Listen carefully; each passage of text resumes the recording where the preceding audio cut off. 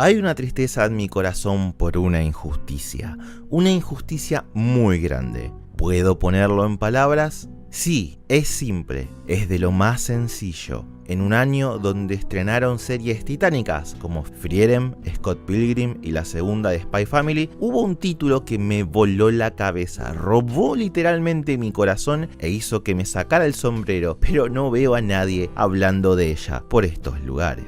Sí, me refiero a la obra maestra que es Pluto, a tal punto que posiblemente ahora entre en mi top de series favoritas. Pero, ¿qué es Pluto? Bueno, hola y bienvenido a PBZ.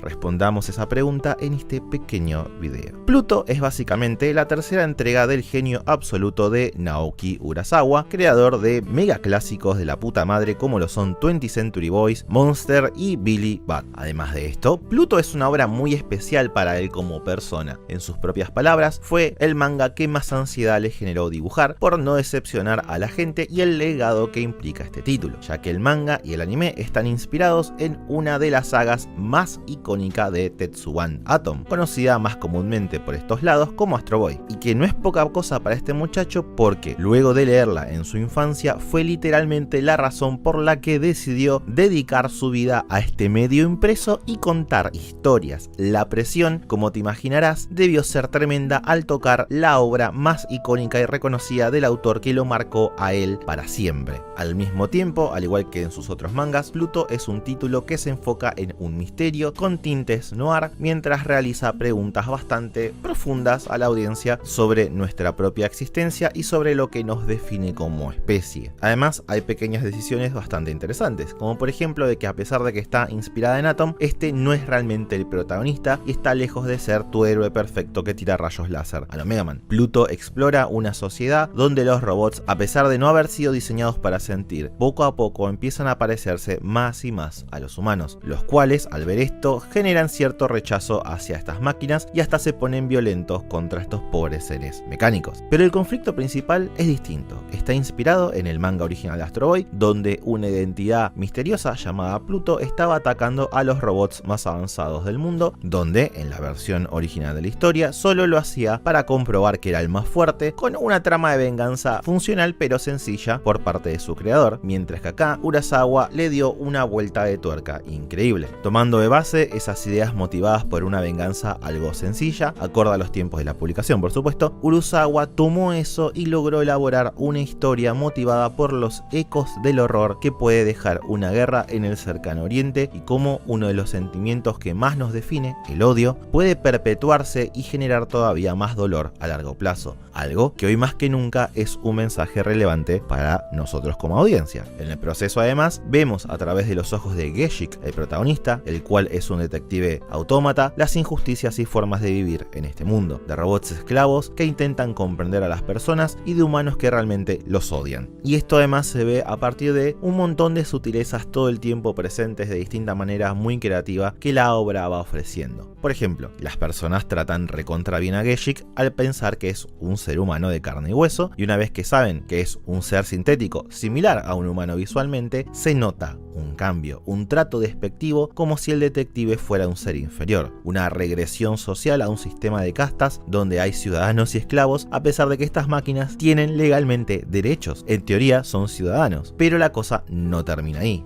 A lo largo de los 8 episodios vamos explorando las historias personales de cada uno de estos robots que Pluto busca destruir. Historias súper conmovedoras mostrando cómo estos seres sintéticos luchan más que nosotros para ser personas dignas y honestas. Además de que cargan con el horror y el pecado de actos que cometieron en un pasado del que no desean hablar. Un pasado que funciona como un hilo conductor lleno de misterios que une a estos seres mecánicos y define su destino dentro de esta obra. Porque mientras que en la historia original de Astro Boy teníamos víctimas definidas puramente por su poder, acá esas habilidades tan distintivas que están al límite de las fronteras del avance tecnológico son la base que nos permite ver la transformación de estos personajes en sujetos reales, uno más memorable que el otro. Tomemos un ejemplo sin ánimo de spoilear demasiado. North 2, en la versión original de Tezuka, era un robot escarabajo con muchas armas y 6 brazos, punto. Estaba ahí para ofrecer una pelea copada. no había mucho más. No necesitaba hacer mucho más, porque el foco en el manga original era ver cómo Pluto destruía lo indestructible mientras estaba cada vez más cerca de llegar a Atom, lo que genera en uno como lector una tensión bastante importante. Utilizando ese personaje de fondo y sus características físicas como base, Urasawa construyó un individuo mecánico con un cuerpo lejos del humanoide para ser la máquina de muerte perfecta, la cual ganó incontables guerras, pero con el tiempo, al ir ganando lentamente individualidad, se empezó a sentir avergonzado de lo que era, de su cuerpo por lo que es y lo que representa y el horror que ha causado, por lo cual lo oculta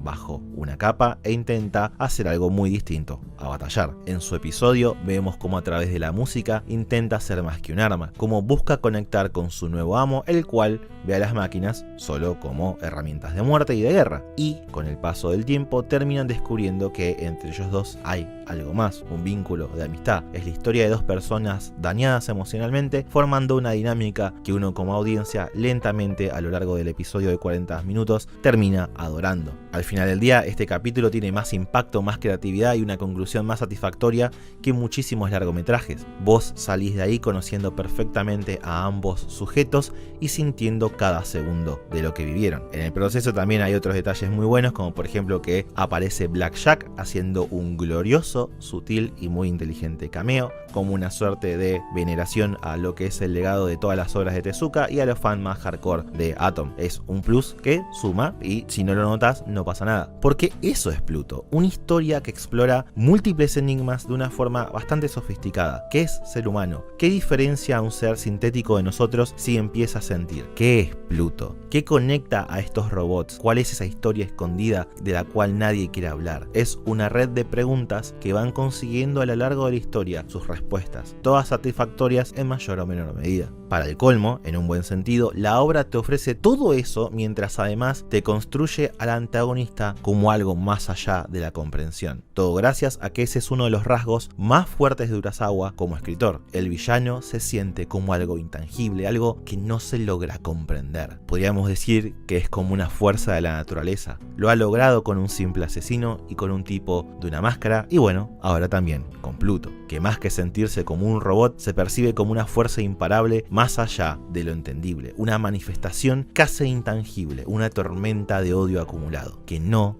podés detener. Algo sobrenatural, a pesar de que en lo más profundo sabes que no puede ser algo sobrenatural. Está muy bien llevado, muy bien dirigido en el anime, complementando esa visión del autor. Además, otra cosa importante, creo yo, es que este título es una gran oportunidad para que una generación tan distante como la nuestra al mito Astro Boy pueda acercarse a esas ideas a través de un lente más serio. Porque si hay algo que las localizaciones occidentales y censura y las apariencias han hecho, es generar la noción de que las obras de Osamu Tezuka son sencillas, primitivas incluso, pero Tezuka era un tipo muy complicado. Mientras más uno lo lee, más difícil es no pensar que es un sujeto sumamente fascinante y adelantado para su época. Un médico que vio cosas terribles, un hijo de los horrores de la Segunda Guerra Mundial, y los efectos de esas experiencias siempre están sutilmente presentes en su obra, a veces no tan sutil. Es por eso que en todos sus títulos, en mayor o menor medida, en una época de publicación sin reglas sobre narrativa y menos restricciones, siempre se puede apreciar un pequeño grado de cinismo de posguerra, pero al mismo tiempo el tipo te mostraba una sutil esperanza por nosotros, por cuestiones fundamentales que nos definen, como las emociones, porque podemos tener empatía, y el manga y el anime de Pluto transforman esa sutileza en el núcleo visible de lo que intenta contar. Podría hablar capítulo por capítulo de esta obra maravillosa porque realmente me apasiona, pero me parece que son más los que no la vieron que los que sí. Entonces, por ahora,